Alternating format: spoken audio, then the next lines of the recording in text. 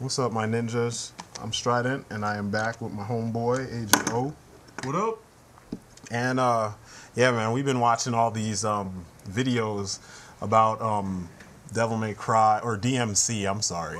And my homeboy on here, Burning Punch X, he sent me a message, let me, hear this dude event status, who I'll give him his props about giving us the information, but I am so sick of that motherfucker screaming at me the whole fucking time. This is not WWF or WWE, whatever you call it.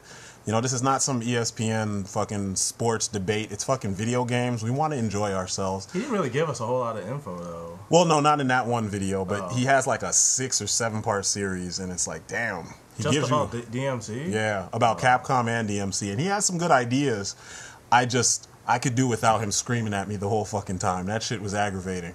So that's why I couldn't get through all the videos. But me and Burning Punch X, we talked about it, and I let him know. I was like, dude, I can't take any more of these videos. But he brings up some points, somewhat, and we're gonna just talk a little bit about, I guess, what we feel about how Capcom has been handling this and how people are handling this. Because personally, I'm not really seeing a lot of a reason for people to be bitching the way they bitch. It's just frustrating. I mean, me and Agent O talk about this shit, like random, games, receptions and stuff like that, how people deal with change. And it seems like in comics and video games, change is always a bad thing amongst the fans. Fans don't make games. Some do, but in general, the fans don't make big budget games. So nobody gives a shit about the fans' perspective, especially when these are the same fans who, no matter how good or bad a game is, they still go out there and buy it by the fucking truckload. So it's like, put up or shut the fuck up. If you don't like the game, don't buy it.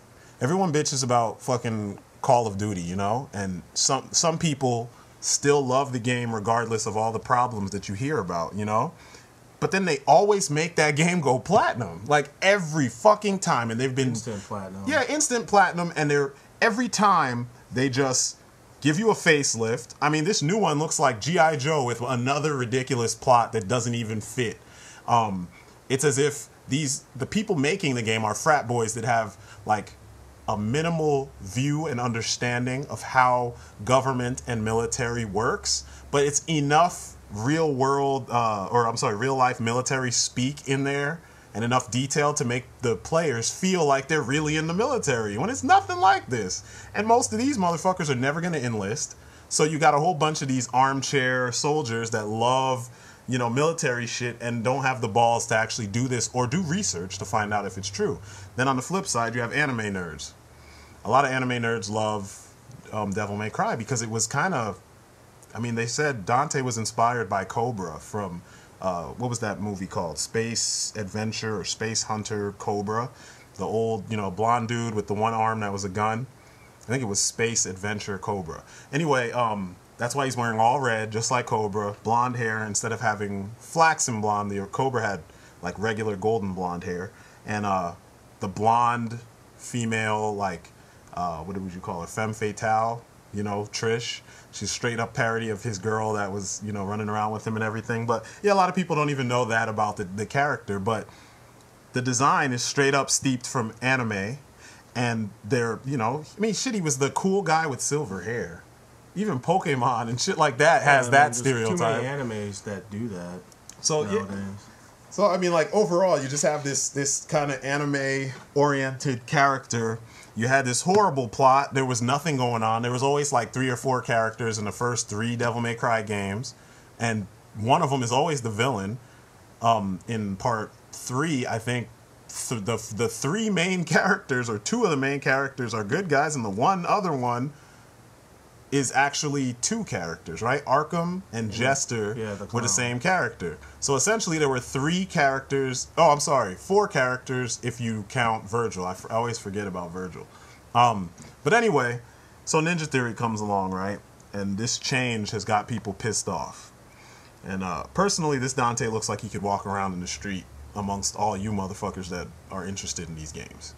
And, forgive me for sounding frustrated, but it is kind of annoying because, as an artist, I hear all this bitching and moaning about designs, but I see games with horrible designs get great praise and shit from gamers all over the place who don't have degrees in art. They wouldn't know anything about art if you were to ask them, you know, basic shit that you could actually look up on Wikipedia, but yet they complain because this dude, he looks, I don't know, what, emo, club kid, I don't know, he looks like kids. I don't even think he looks like that. Yeah. He just looks like a douche, and that's kind of how it comes off when you watch the game and you're seeing some of the stuff he's saying. And Dante always has been a douche, so it's like, what the fuck are you guys complaining about? He was that like generic '90s douche, you know, or like generic a surfer board douche, you know, like this is awesome, you know, surfing this around on party's the getting crazy. Yeah. So yeah, I don't get why people are so angry about the character or the personality change, because it's almost the same thing. It's just it's a slightly different take on it. Yeah, exactly. It's a more modern take on a very stereotypical, old school, you know, character archetype. He's that rebellious teenager that, like, really none of them are this fucking cool. And they keep making them in anime. They make them in mainstream movies. You know, like, American movies are obsessed with fucking teenagers. These cool, awesome teenagers that do all this shit that teenagers just don't do and probably will never do. And it's just like, okay, fine. It's a game. We take it as a game. Personally, I'm just going to play it and see what it's like. I don't really care about all this backlash. But I'm talking about it right now, or we're talking about it right now, just because we keep hearing this stuff. And then after watching Event Status's videos, it's just like, man, some of his points make sense. But a lot of it, it's like, ugh, really? He mentioned that Ninja Theory doesn't have the resume to take on Devil May Cry. But if you notice, if we really think about it, Devil May Cry, what, 2 of the Devil May Cries, I think, 2 or 3 of them went to Greatest Hits, or was it only 2? I mean, I know the first and second. I mean, the first game did, and the third one did. Yeah, but ever since then, like 2 and 4 didn't really sell that well. Exactly, and that's why they had to reboot the shit. Exactly, like anytime a reboot happens, it's because the series did not meet the expectations of the developer and the publisher. This is something that you can look up. It's factual. You know, you guys could look it up on I think Wikipedia. It's like video game charts. Also, you can do a search. You can do a search and see how much it sold exactly. worldwide. Exactly, and this is what I was talking about in one of the videos about comic book sales when I was complaining about Deadpool's fake fan base. Deadpool's books don't sell, yet he gets a game, and he's about to get a movie. So it's like, what the fuck? Like, who would take that kind of chance? Yet, you hear shit like black main characters don't have the fan base to support making many movies based on solely black, you know, leads in comics or even in video games. What the fuck? Like, what? We could just look at the I don't know. Look at how much these books sell. And I've come across threads like of people wanting to see a Black Panther movie or a Luke Cage movie. It's out there. So it's out there. There is a fan base, you know, there for them. It's just companies aren't willing to put in the money necessary to add everything that it needs to be successful. They don't want to treat it the same way they would treat anything else. Yeah. But this same logic that's being used with that is what's being used here. People are acting like Devil May Cry all across the board has been a AAA title, and it hasn't. You know, Devil May Cry really. The only thing going for the system, it's got a nice visual style, and it had a good, one of the best combat engines in the business. That's it. People played the game to fight and beat shit up. The story was obviously not important, because that's why the game really doesn't have a story. The characters are really unimportant. That's why there's only 4 characters or 3 per game. They don't really care. The world is even unimportant. So when Ninja Theory comes in, and they're building the game, rebuilding the game from the ground up, making a actual universe, because that's what Ninja Theory does. They craft entire stories that they take place in a world. Why the fuck would you have a problem with that? This is the kind of shit that kind of shows you what people who call themselves hardcore gamers actually want. They don't really give a shit about things. They don't want a whole story. They don't want a whole package. They just want a piece of the game. Like, they want something to play that kind of has a semblance of these things done kind of well, so they can brag about how well they beat the shit out of this game, easy or hard, whatever it is. Most of the time they want it in some kind of moderate, you know, crazy difficulty, so they can brag about it, because you see that shit with Dante Must Die. You see it with Ninja Gaiden. And those games pissed me off to high heaven, but like because it was super hard, a lot of people bragged about it. But the game itself is not really that. It's not that cool of a game. So what? The game can kick my ass. It's made and it's got a artificial intelligence in it. It better kick my ass. That was someone's job. Someone's job was to design a program that would give me a challenge. If it kicks my ass, good. That means it's doing its job. End of story. I gotta find some way to beat the game because I did pay $60 for the fucking game, right? So I need to get my, my money's worth. But like in this case, Devil May Cry really had nothing going for it besides the fighting and the look of the game. It felt good. I enjoy those games. I own all of them except for 4, and I owned 4. It was the first game I bought with my PlayStation 3, but I took it back because after I beat it, I didn't feel like playing it again. I just traded it. I wasn't interested anymore, honestly. That game, 4. Oh, 4. Devil May Cry 4 had so many issues to me, man. Like, fucking, the main thing is Nero. And it's not that they changed. I don't care that they changed. I love John Young Bosch, and he was the voice for Nero. It's that Nero's character sucked. And the fact that you could just look at the character and tell that he was actually Virgil. He was like a reincarnation, so to speak, of Virgil. It was just like, why didn't you just make a reincarnation, set the game 20 or 30 years in the future and just give us a reincarnation without all the bullshit and just give us a better story? It wasn't even like a surprise. Yeah. Just like in the third game, it wasn't a surprise that What's-His-Face was the bad guy. Oh, yeah. Arkham. I mean, his name was Nero, and in the first game, you knew Virgil as Nero Angelo. So yeah. it was a given. Yeah. Or Nello Angelo. Yeah. And in some of it was like there were in Japanese, it would be R. Yeah, Nero Angelo. Yeah. R. And then, what else was funny is like on the back of the fucking box for Devil May Cry 4 was... Even on the back of the book, the guide for the game, it had Nero standing up with this avatar over him that was holding the katana, and you're like, katana. The only person in the whole Devil May Cry universe that followed a fucking katana is Virgil. So you just gave away like the rest of the plot. And then besides that, there wasn't really anything else to it. Okay, so you get this new game. They're rebuilding everything. They're giving you a world, giving you characters, giving you a context to everybody's actions. And people are bitching. Heavenly Sword was a great game. It was cinematic. It had a story. It had a world. It had character.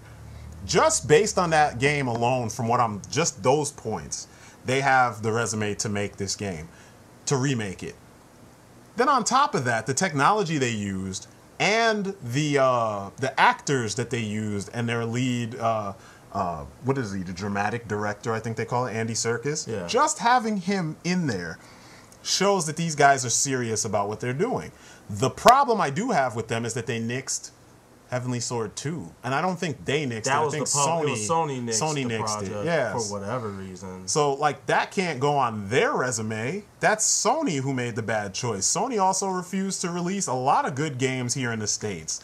Like, fucking, there was the one Berserk game that, I remember you were going apeshit for, and I was like, the fights in it look crazy. I'm not a big Berserk fan. It was on PS2. Yeah. Band of the Hawk or whatever. Yeah. It looked awesome. It looked better than the anime. They were like, nope, we're not going to do that. Why? I don't know. Shinobi, though? I think they considered it too violent, which I don't see how. Not with games like fucking Manhunt. Yeah. Like, what the fuck? Yeah, I don't know what went on in one of those cinematics that they were like, yeah, we can't have this game. It's probably the death of of the band of the Hawk. It's probably too much, but still, they could have censored some of that shit, like or edited it out so that we would have had something. I mean, some of the worthy. shit you do in God of War 3. I mean, I know, right? For real. God, and you've got naked chicks and stroking mini games. Yeah, I don't know. Stroking. I don't know what happened in that Band of the Hawk game that they wouldn't allow it over here. Yeah, I mean, there was even a petition online to bring that game over here because I signed that shit. Shinobi Do was the same way. Shinobi Do was done by the original team that did Tenchu. Yeah, and Shinobi Do looks superior to Tenchu in like every single fucking way. Yet Sony was like, meh, you guys don't need that here. Why? I don't know. As much as the American like movie-going public, video game playing public, and even the toy collecting public love ninjas. And why the fuck would they not do it? And the fact Tenchu games were successful. Yeah, Tenchu was like uber successful except for Z. Yeah. Tenchu Z was horrible, but people love ninjas. And I heard the Wii one wasn't that great either. Oh yeah. Well, the original first, what is it, 3 games? Yeah, first all the 3? way up to Wrath of the Ninja. Then after that, they fell out. They fell. Or the Wrath fuck of off. Heaven. Wrath of Heaven. Yeah. Sorry. Those were awesome. And then after that, when the team changed, it just fell the fuck off. But anyway, my point is that the decision to not make Heavenly Sword 2 was not Ninja Theory. They obviously presented a demo, a tech demo or something to, Sony. Yeah, they have the story already. Sony was the one saying, nah, we can do without that, even though this is a game that made a lot of money for that system. It was a launch title. Yeah. That was the reason why I even bought a PS3. Yeah. Was for that fucking game. Plus the fact that Nariko's in the PlayStation All-Stars Battle Royale game. Yeah. So obviously people want this character. Yeah, and they know it. They're not making the choices they should be making, and it's not Ninja Theory's fault. When you look at Heavenly Sword from a technical, if you look at any of their games from a technical standpoint, their style is different. It's like they're purposely not doing all the generic shit that previously Japanese-dominated video game developing community, was doing. If you look at all the Devil May Cry games, look like anime in 3D. They're not doing that shit. They're making this look like, what would it look like if it was a movie? A movie made in the UK. You know what I'm saying? If you look at the style, everything that they're talking about, like Punk originated in the UK. So when Americans start bitching about Punk not looking like blah, blah, blah, we're not talking about Americans' version of Punk. We're talking about the original version of Punk. When they're talking about Underground, they're not talking about America's weird... they could have even taken the Punk look further if you think about it. Yeah, they could have. I agree that they're wearing with jacket with spikes. With spikes and yeah, they could have went further, but still, it's a version of the way these things appear over there, not over here. Because over here, everything goes through this weird filter, and there's like 10 different versions of everything being, more than 10, like, different versions of everything being smashed together, and whatever comes out the other end is what the American public kind of considers that thing. You know what I mean? We saw it with like grunge, you saw it with skater culture. Even right now, skater culture and hipster culture, it's like, what the fuck, man? Or black hipsters, when walking around, I'm black. I walk around and I look at these black hipsters wearing shit I was wearing when I was in high school. Wearing shit you would get laughed at for. Yeah. Nobody wore super tight jeans back in the day. Yeah, except for like the hardcore skaters. Yeah. You either wore big ass Jenkos or you wore tight ass jeans. And Vans. Everybody's wearing Vans now. I haven't had a pair of Vans since I was in like maybe 9th or 8th grade or some shit. You know what I mean? But I used to skate. Like I was hardcore into skating and biking the whole nine, and I don't do all that shit anymore. Tricking on bikes and shit. I had pegs all over the damn place. I remember that shit. And now I'm seeing it again. And all of a sudden, this is what American culture is saying is cool. But like when I was in high school, I got shit for it because I was black and I was wearing skater clothes. But a lot of my other friends were either Hispanic or black too, and they were wearing that shit too. So it's like a subculture thing here, whereas in England, it's like mainstream culture over there. It never really changed. It never really like, you know what I'm saying? It didn't go through the kind of filters that it went through here. So when you see these designs, the fact that the American public or the American gamer public is complaining, it doesn't surprise me. You don't understand what you're looking at. It's plain and simple. You don't even know where it's coming from. They expect every game that's made to reflect, America, since they figure we're the greatest, consumer or the largest consumer with a video game. Well, so and it has to be from their perspective. It's subconscious too. Yeah. It's not the like America. It's the subconscious. You've already been I don't want to say brainwashed, but it kind of is brainwashed. You've already been given the predisposition that this is how it's going to work. So everything has to fit into that. And if it doesn't, then you complain.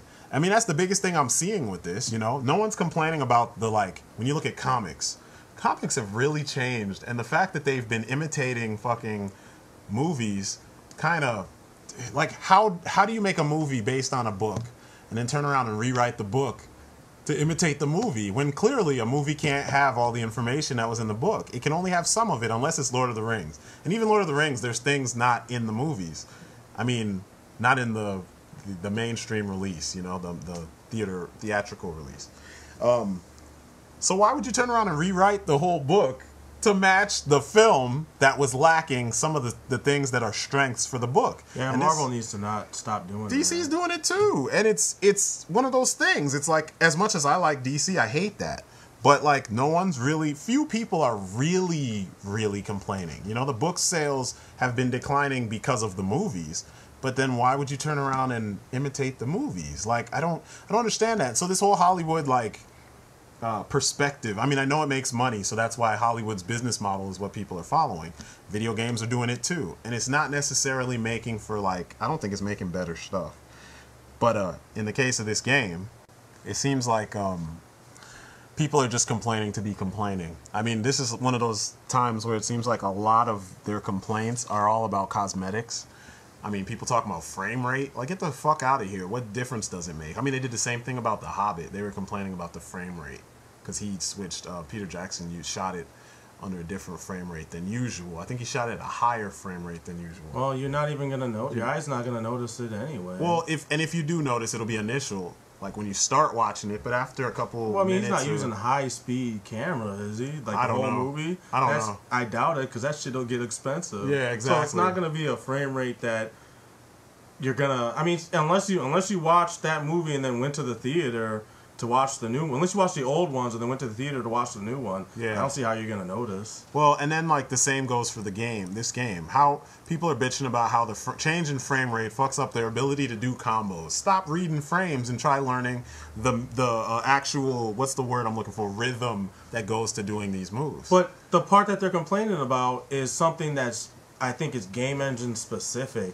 You know, being able to jump off the enemy to reset the combo string to keep the combo going, which kind of sounds like something that I don't think the original developers originally intended, but since people realized it in the old ones. Oh, well, even still, I don't see how that's going to take away that much from your enjoyment of the game, because you can still pull off S rank combos and stuff like that, because I've done it, you know, without using those frames. You know, it's the same complaint that you get with the frame rate, and with this game I get with people saying, you know, with Tekken, you know, who cares, because you can still do well in Tekken without remembering which moves have what frames. Exactly. You know, you can still win matches, so you can still play this game and enjoy it. It's more rhythm than it is. It's more you understanding rhythm and timing as opposed to reading the frames. Timing is like, how does this move hit? Don't look at it from such a technical standpoint. Just man the fuck up and adapt. I mean, you're playing a fucking combat game. Adapting to your situation, your surroundings, and your enemy it's paramount. How the fuck are you going to win if you can't do that? And out of all those like videos that you see where people are like pulling off these insane string combos, it's always against one enemy when the screen is full of like 5 or 6 enemies. So unless I see a video where people can do that against multiple enemies all at the same time, then it's not gonna it doesn't change a thing. Yeah, no one gives a shit. It's like you're bitching for no reason. You're not even paying attention to how you're supposed to play the game. It's nice you could do a 100-hit combo on one enemy, but there's like 5 billion enemies you need to fight, or at least 6 on the screen at one time. You know what I mean? So if you can't do it on a boss, because I don't see anybody doing that shit on Virgil. Yeah. Because you can't. I don't see anybody doing that shit on the bigger bosses, because you can't. Nobody gives a shit. Like, get over it. Move on. So some of that stuff, it's just people bitching for the sake of bitching. And it doesn't really change the fact that Ninja Theory kept the core elements of the gameplay from the original game. There's little things that are different, but overall it plays like Devil May Cry with a facelift. They just gave you a better world, and they gave you more story. And yes, they changed Dante. And they even kissed the fans' asses a little bit in that respect, because people bitched about his appearance, and his hair turns white when he uses his devil trigger, or whatever they call it in this game. So I honestly, stop bitching. Yeah, I mean, and stop complaining about the story, because the story was never something to lead you into that game, or even Dante's character, because it's a generic archetype. Yeah, in the first game, he was a cocky asshole, like from the 90s. In the second game, he didn't say shit. In the third game, he was fucking Michelangelo from the Ninja Turtles. And then in the fourth game... No, he was more like Vincent from the Viper Mice from... He he was all laughing and jumping around with his just acting strange. Yeah, just like, he was immature, and I got that he was supposed to be like that because the events in 3 are what's supposed to make him end up, change his character and his outlook on how he should approach things when he ends up in 1 and 2. Yeah. But who cares? Because it was all generic. And 4, he was like, I don't know, he was like he felt like the version from the anime, where it was just like, nothing anyone does is gonna hurt this guy. Yeah. So you really don't have to worry about him going through hardship to defeat the villain. You just knew it was a matter of time, and that to me is the worst piece of his character. I mean, people bitch about Superman. People complain about Superman, but there are characters on his level that can kill him. I mean, literally, there was a comic where, as cheesy as it was, or whatever you want to say, as poorly written as it was, or whatever, a character fought Superman to death, or at least to like a stalemate, if that's how you want to look at it.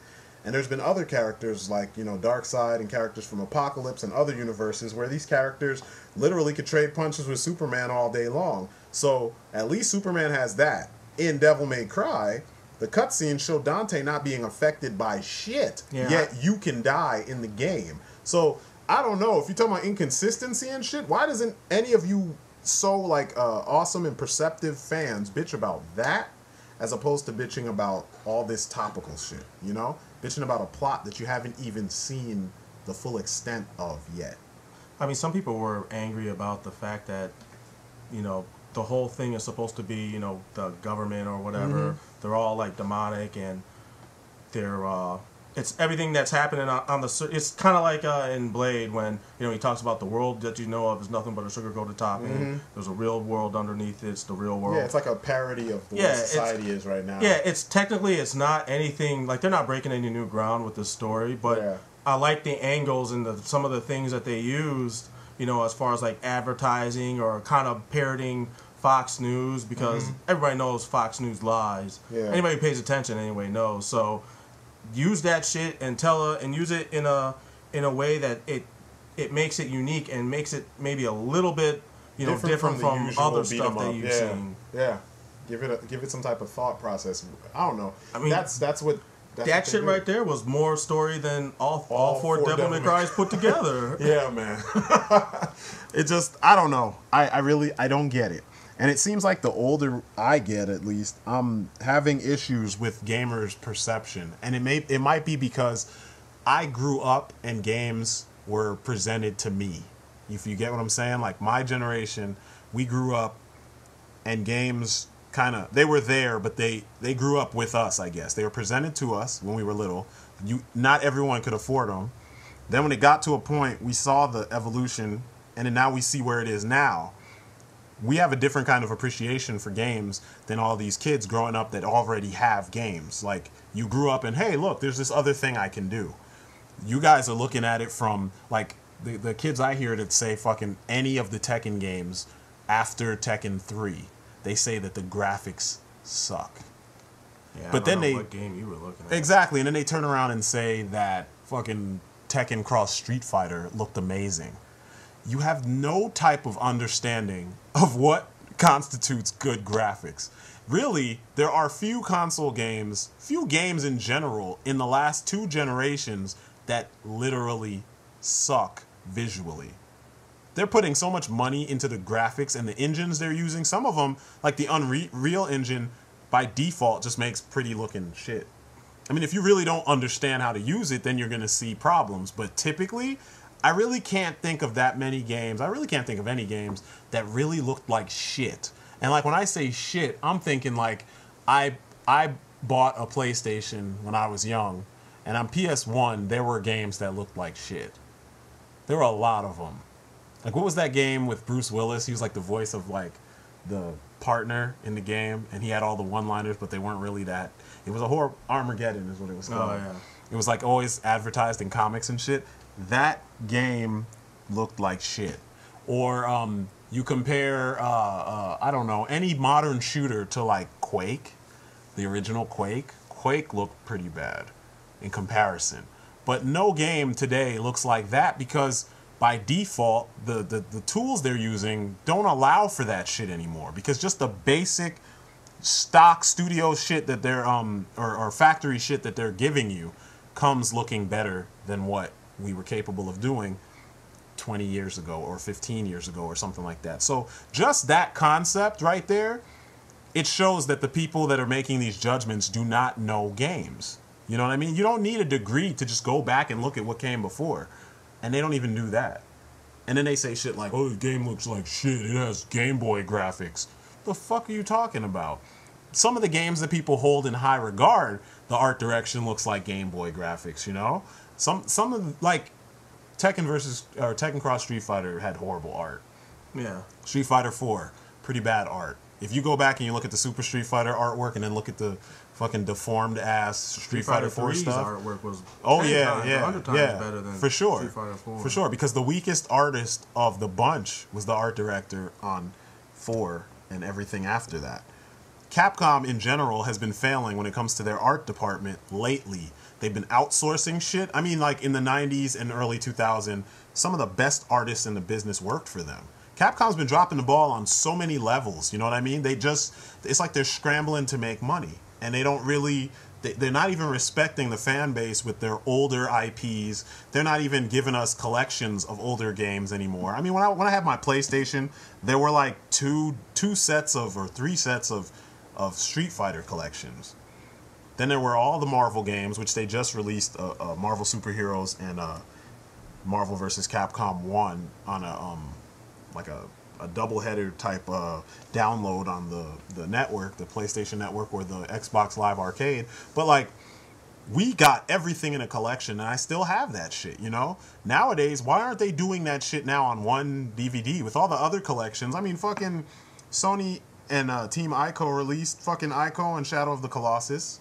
Fucking God of War collection. Fucking Metal Gear got released in a collection. Where the fuck is the Devil May Cry collection? Where the fuck is the Street Fighter collection? HD collection? Oh, they did for Devil May Cry? Yeah. Okay, 1, cool. 2, and 3. Ignore that. Where's the Street Fighter collection? We need a new Street Fighter collection with all that shit on it. Not fucking like 100 disc. Yeah, not and shit. They could have included that on there because it was a cheap game to make.